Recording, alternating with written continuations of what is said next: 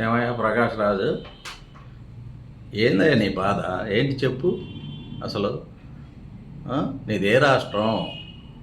నువ్వెక్కడ పుట్టావు? నువ్వేంటి? నీది అసలు ఆంధ్రానా, తెలంగాణ, కర్ణాటక, తమిళనాడా? ఎక్కడ నీది? ఆ?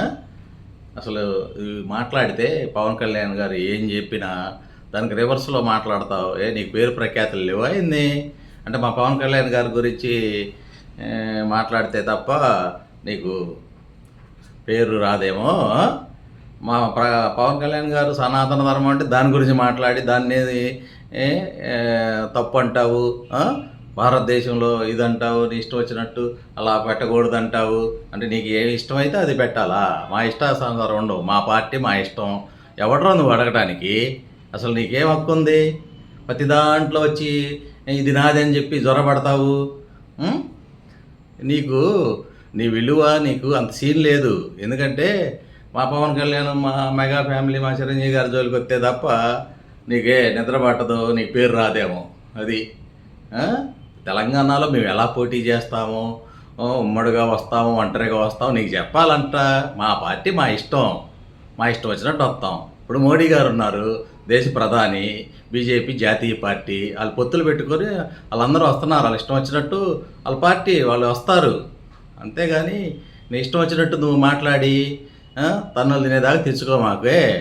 తెలంగాణ వాళ్ళు ఉన్నారు ఆల్రెడీ. తెలంగాణలో వాళ్ళు వస్తున్నారు. గెలుక్కున్నాము అనవసరంగా పవన్ కళ్యాణ్తో రేపు కార్పొరేట్లలో పోటీ చేయటానికి వాళ్ళు ఊహించింది ఒకటి.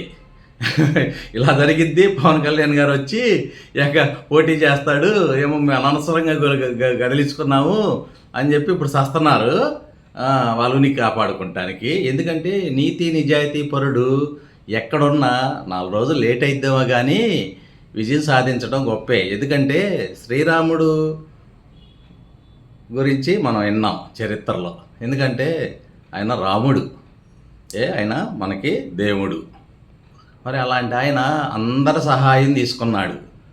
రావణాసురుడిని వధించలేక, రావణ సీత ఎక్కడుందో ఆయనకి తెలియక అందరి సమక్షంలో అందరినీ కూడగట్టుకొని బలం చేకూర్చుకొని ఒక బలవంతుడైన రావణాసురుడిని ఎదుర్కొనటానికి దేవుడికైనా తప్పల ఇబ్బంది. అది అందరి బలం తీర్చుకొని ఎవరి సహాయం ఎవరితో ఎలా ఉంటుందో తెలియదు, అందరి సహాయంతో వచ్చి చేశాడు. రాముడు విజయం సాధించాడు, ఆయన దేవుడయ్యాడు మనకి. ఇప్పుడు అలాగే నీతి నిజాయితీ అయిన మన పవన్ కళ్యాణ్ గారి గురించి, మా పవన్ కళ్యాణ్ గారి గురించి, మా పార్టీ గురించి కదిలిచ్చి జగన్మోహన్ రెడ్డి తన్నులు తిని 11కి పడిపోయాడు. అలాగే ఎవ్వరు కదిలిచ్చినా విశ్వం చూస్తూ ఊరుకోదు, దోల తీర్చేసిద్ది. అది సనాతన ధర్మం కరెక్ట్గా పాటించే మా పవన్ కళ్యాణ్ గారు దోల తీర్చేస్తారు. మా జోలికి వస్తే మేము ఎలా అయినా పోటీ చేస్తాం, ఉమ్మడికి వస్తాం. నీకు ఎందుకురా? నీ పని నువ్వు చూసుకో. నువ్వు ఎక్కడో పోటీ చేశావు, అక్కడ నీకు 1200 ఓట్లు వచ్చినాయి. ఒక సర్పంచ్కి వచ్చిన ఓట్లు కూడా నీకు రాలా.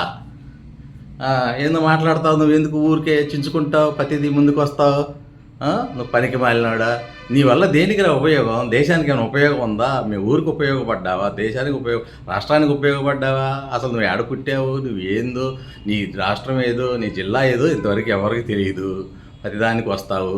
ఖబర్దార్, పవన్ కళ్యాణ్ గారి జోలికి వచ్చావంటే మర్యాదగా ఉండదు.